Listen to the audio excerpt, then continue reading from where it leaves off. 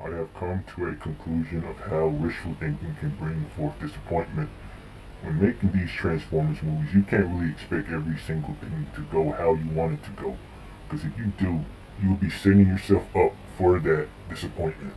In Rise of the Beast, I was expecting a little bit more for each character that was presented in the trailers.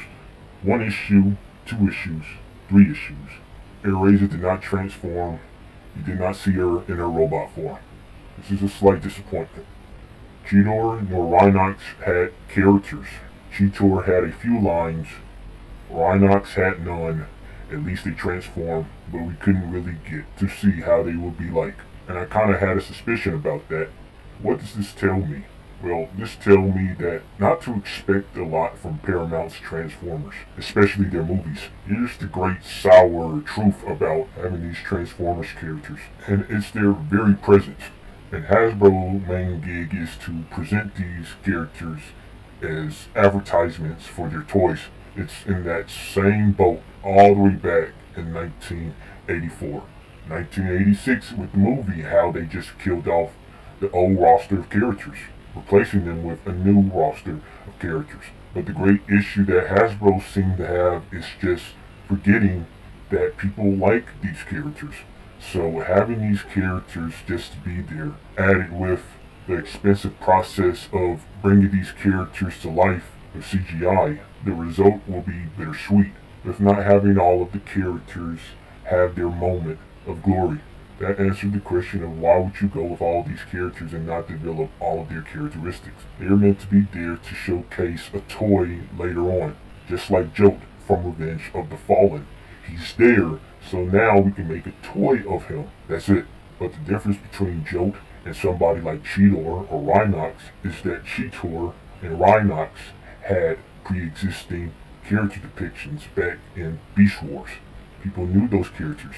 Cheetor had a very colorful personality, and Rhinox was intelligent, while also having the bulk, muscle, brute body. It's really bad that you cannot even have a moment to glance at their faces clearly. They were in their daggone animal forms the whole stinking time, except for in the final battle, which, like I said, you couldn't really even get a glimpse of their faces fully. So with this, plus the direction after the end of this movie, I don't have that much faith in Paramount's Transformers. I had it before when I saw Bumblebee, but now it has dwindled greatly, with the greatest evidence being that the box office result is not as great as it used to be with the Michael Bay films. I don't think it's going to hit that 500 million mark. Money is slowing down for its box office. It's almost finished. This was Paramount's chance to get this franchise up and running in full throttle, but it seemed like the people's interest is not really there like it used to be. So with that, plus what I just said before, how much more you think this film franchise is going to produce that will really make Transformers fans happy? Make something truly tremendous, because I know what fans really want to see.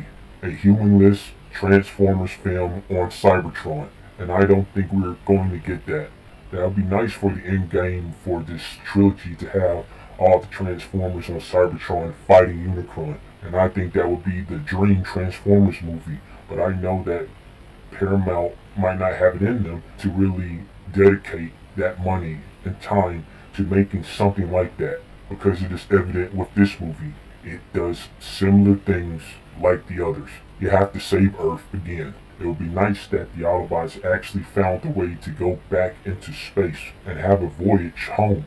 What about a movie in which the Autobots were in space trying to get back to their homeworld, and at the end of the second movie they find out that Unicron is attacking Cybertron? That would be a good cliffhanger, and I believe that that will make people interested to see the last installment.